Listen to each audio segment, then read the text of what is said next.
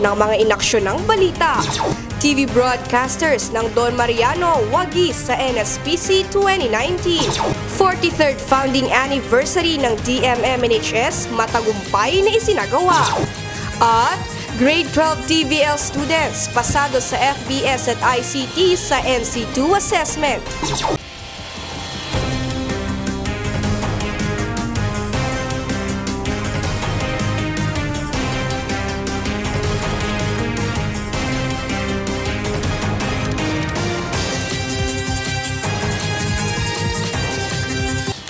Magandang umaga, Pilipinas! Magandang umaga, Lambak ng Cagayan. Ngayon ay Miyerkules, ika-13 ng Marso.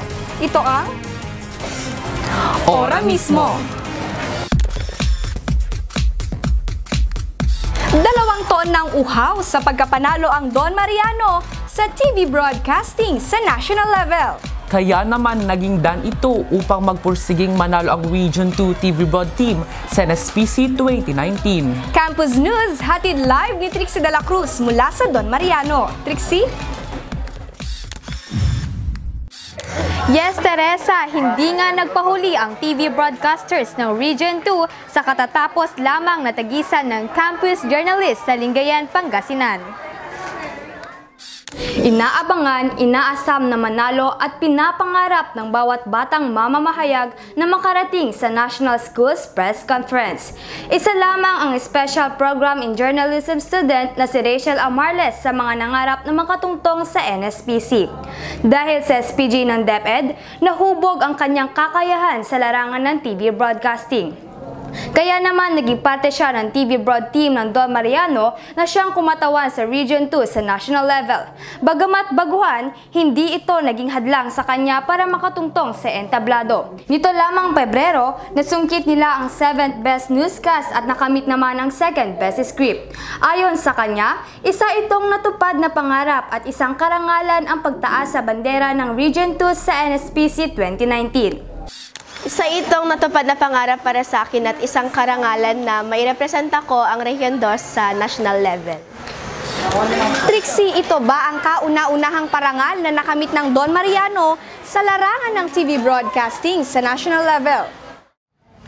Teresa, nagkamit nga naman 2 taon mula ngayon ang Copwest PG students ng Don Mariano na sina Jericho Musni at Miguel Tolentino ng Second Most Promising Video Journalist.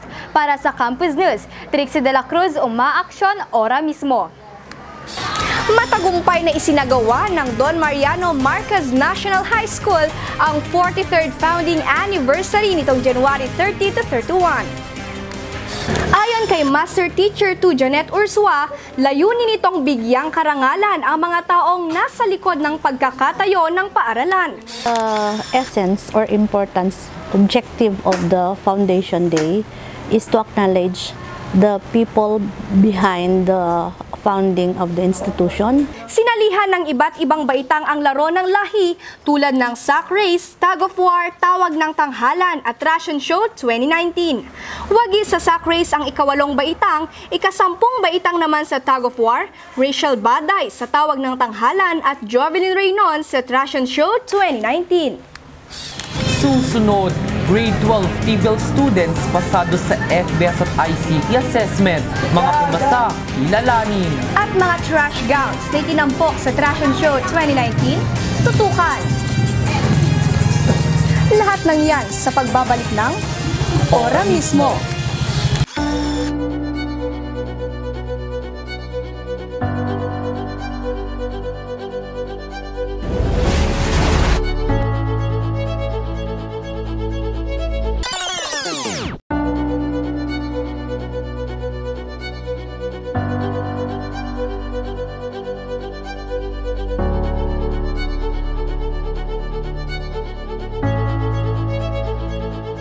Kalamidad paghandaan para sa kaligtasan. Pasado lahat ang Grade 12 TVL students ng Don Mariano matapos ang NC2 assessment kamakailan. Alamin ang buong kwento sa pagsisikap at tagumpay sa ulat ni Cheska Agustin.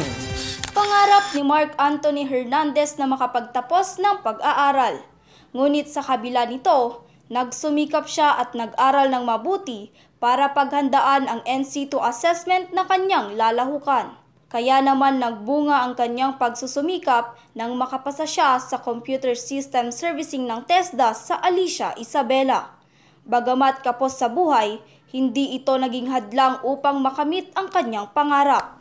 Kahit nakapos, gagawin ko lahat para makapagtapos sa pag-aaral at para makamit ang pangarap.